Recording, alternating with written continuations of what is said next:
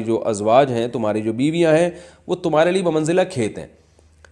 کھیت کا مطلب کیا ہوتا ہے؟ پیداوار بڑھانے کا ذریعہ۔ تو اس میں سب سے پہلا مسئلہ تو قرآن نے یہ بیان کر دیا کہ زوجہ سے جو ہم بستری ہے وہ صرف اسی راستے میں جائز ہے جس سے اولاد ہوتی ہے، کیونکہ عورت کو اللہ نے بنایا ہے نسل بڑھانے کے لیے۔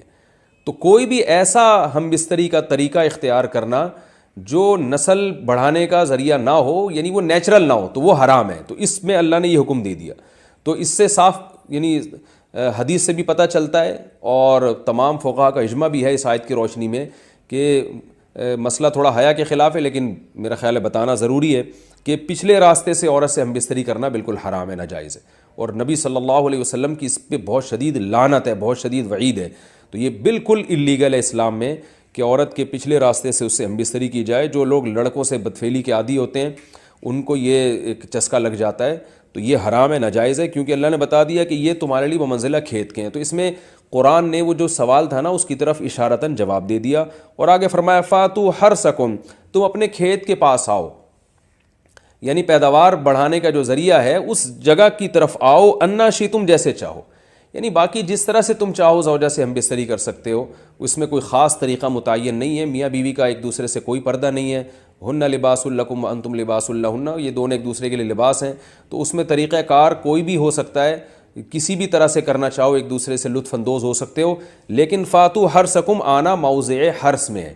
حرث کا مطلب وہ اس جگہ کی طرف آنا ہے جہاں سے نسل بڑھتی ہے، کسی اور راستے کی طرف۔ اس سے صاف طور پر جو ہے نا وہ جو فاسق فاجر لوگوں کی جو برائی ہے، جو لڑکوں سے بدفعلی کے نتیجے میں پیدا ہوتی ہے، اس کا اللہ نے قلعقمہ کر دیا کہ اس کی اسلام میں بالکل اجازت نہیں ہے۔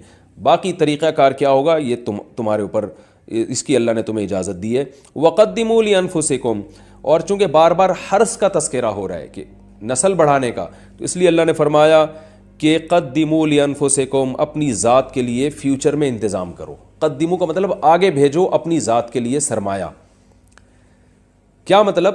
کہ جب زوجہ سے ہم بستری کرو تو نیت اولاد کی ہونی چاہیے، تاکہ وہ اولاد دنیا میں بھی اور آخرت میں بھی تمہارے لیے ذخیرہ بن جائے۔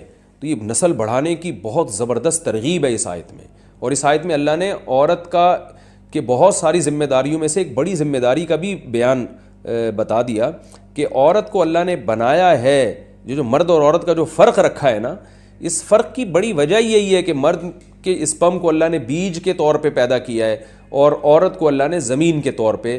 تو بیج اور زمین کے ملاپ کا بنیادی مقصد ہی نسل بڑھانا، پیداوار بڑھانا ہوتا ہے، نہ یہ کہ نسل روکنا۔